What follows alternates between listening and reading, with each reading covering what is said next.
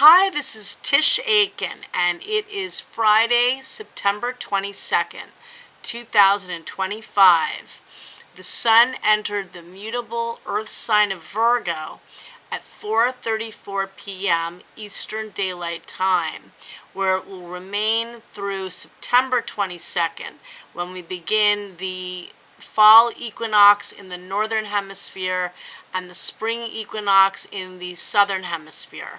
But for now, we're in Virgo season, which is a time of getting organized, focusing on your health and wellness, your daily routines, getting to work, getting things streamlined. This is a time when you remember when you go back to school, you have new classes and teachers and books, and it was a way of starting fresh, a new beginning, all that you could achieve in that academic new year. And it is very much a time on focusing on work and routines and really being happy. The sun shines in Virgo through your routines. But this new moon that occurs tomorrow at 2:06 a.m. Eastern Daylight Time will be at the very first degree of Virgo at 0 degrees and 23 minutes. So that's the very first degree. 0 is the first, 29 is the final. And there will be a second new moon, which will be a solar eclipse on September 21st at the final degree of Virgo. That will be at 29 degrees and 5 minutes of Virgo. So we've got the last lunation. We're going to have a total lunar eclipse on September 7th at 15 minutes of Pisces. And then we have the second new moon eclipse, which is like a new moon on steroids, in Virgo, opposing both Saturn and Neptune. And even in this new moon chart, the new moon is in conjunct Saturn and Neptune. And it's also in conjunct Pluto in Aquarius. And it's squaring Uranus in Gemini. And there are so many aspects of readjustment, yet Pluto and Uranus are trining one another, and they're both sextiling Saturn and Neptune in Aries. So there's a whole new dream of learning, of working with new frequencies that are not materialistic, but more about the divine and about the intellectual and about the infinite, not about linear, tangible earth type things. This is all about air that's really, in a way, uncontainable in a different way than water is. And so we're working with new frequencies we really haven't yet mastered or figured out. And this new moon squares Uranus early tomorrow morning. And that gives an eclipse-like energy, even though we are officially entering eclipse season. And that always happens 2 weeks before the eclipses. You have the last lunation, whether it's a full moon or a new moon. Eclipses come in pairs. So in this case, we're going to have a lunar eclipse on the 7th, followed by a solar eclipse on the 21st. And then the full moon will be 2 weeks after that. That officially ends eclipse season, although I feel from my empirical studies of eclipses over the years that generally I seem to feel it, and my clients and friends experience it about a month before. But if we want to be official, 2 weeks before and 2 weeks after. If an eclipse hits a specific planet or an angle in your chart, you're really gonna feel it. Eclipses want to wake you up, to make you see things in a way you never have before, to shake you out of complacency. Sometimes they can be very dramatic and very much life-changing, and they're not always easy. The ancients feared the eclipses and viewed them as very ominous. Yet they also can bring out of the blue opportunities in a good way that could change your life forever, or just bring a really fun, exciting opportunity. And we look at what's happening right now. Venus squares Chiron, the wounded healer, at 10:20 8:29 p.m. Eastern Daylight Time. That's emphasizing the pain that needs to be healed, the issues with nurturing and self-nurturing, getting one's needs met. This has been a very, very challenging time the last several years.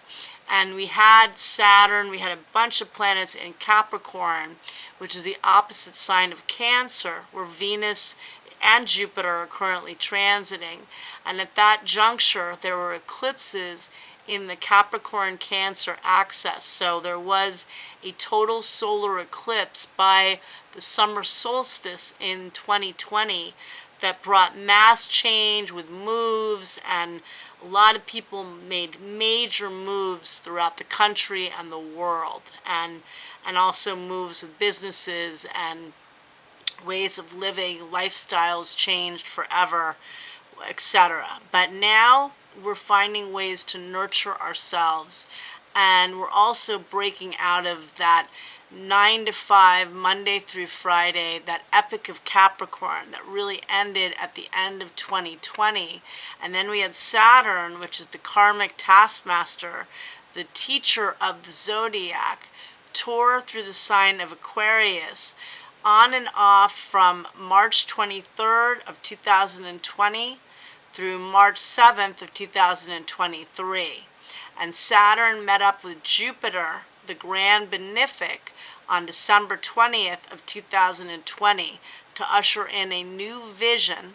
The two meet up every 20 years, and also they'll meet up the next 400 years every 20 years in air signs, in the element of the air, which is about infinite intellectual possibility and miracles, and really connecting through the brain, through working with new frequencies, through being open to new healing and learning modalities.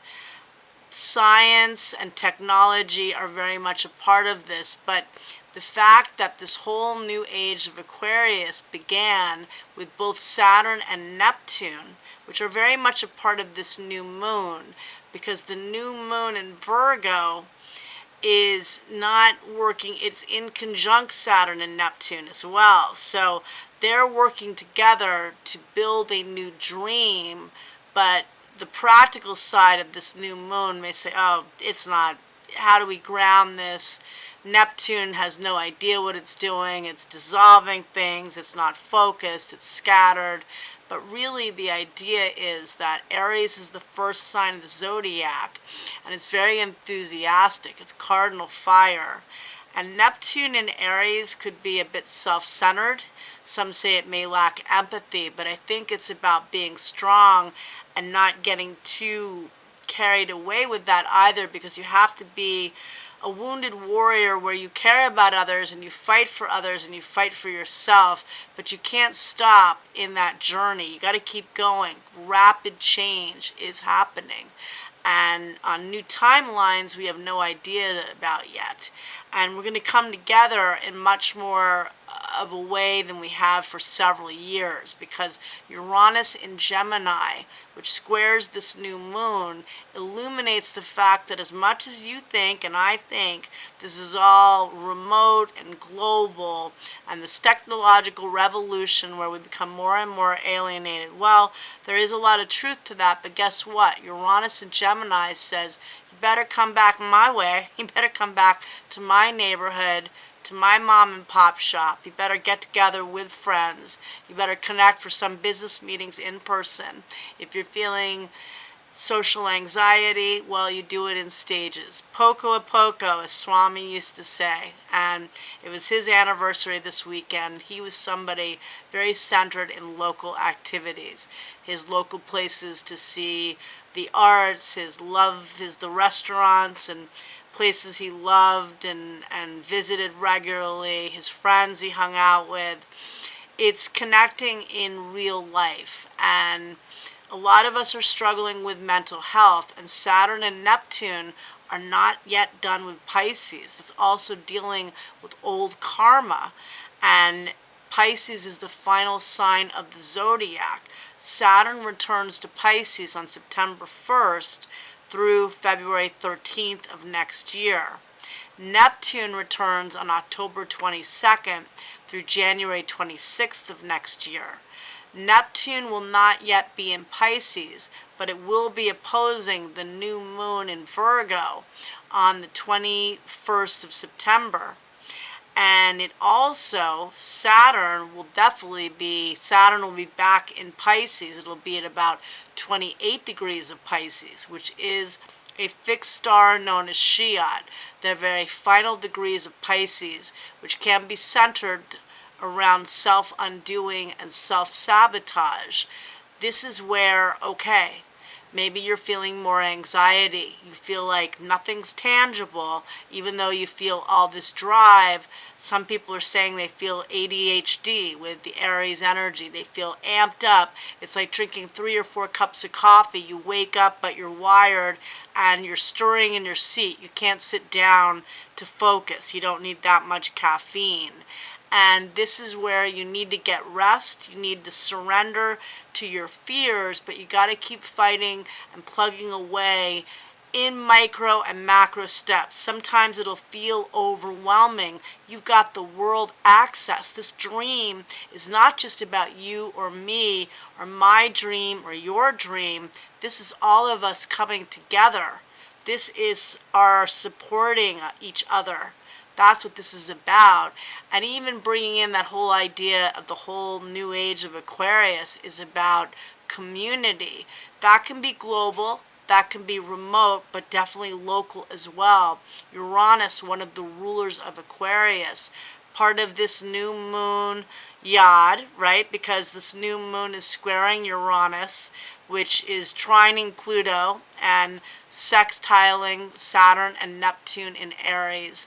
It's saying there's so many possibilities to learn, commune, network, sell your business, pitch your ideas, live a new lifestyle, get over your social anxiety. But it doesn't all have to happen at once.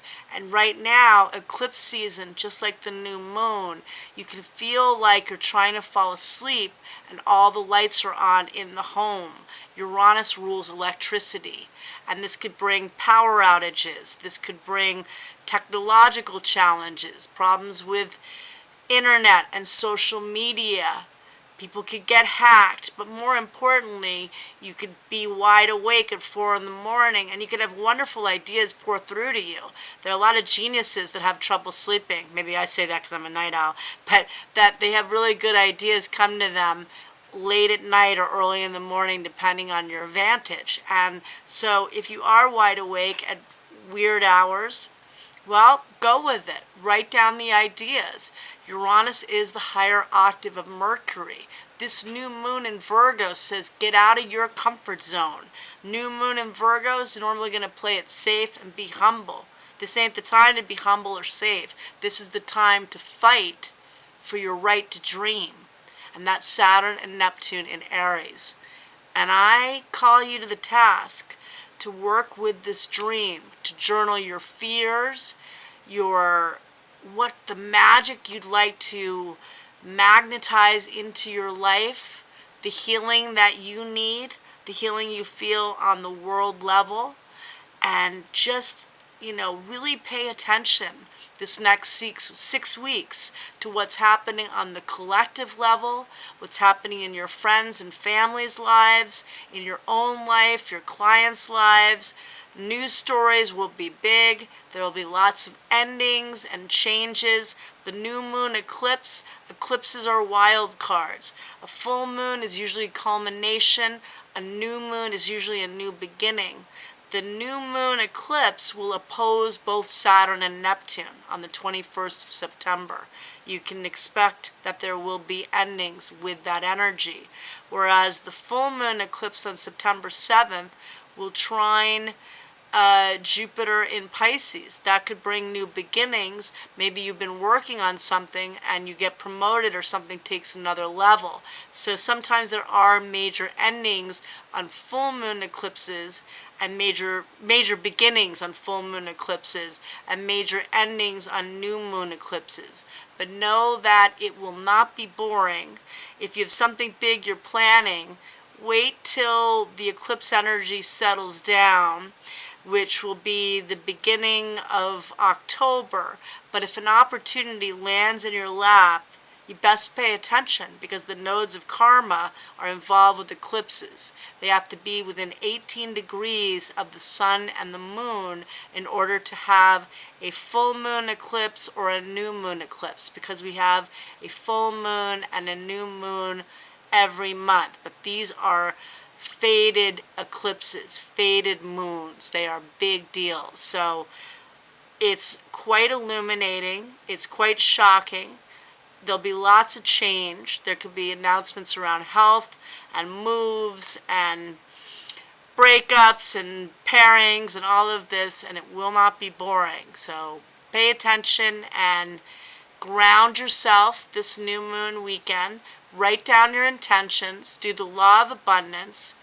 And I'm offering an eclipse reading special, $70 for an hour, $35 for 30 minutes. I give timing and dates.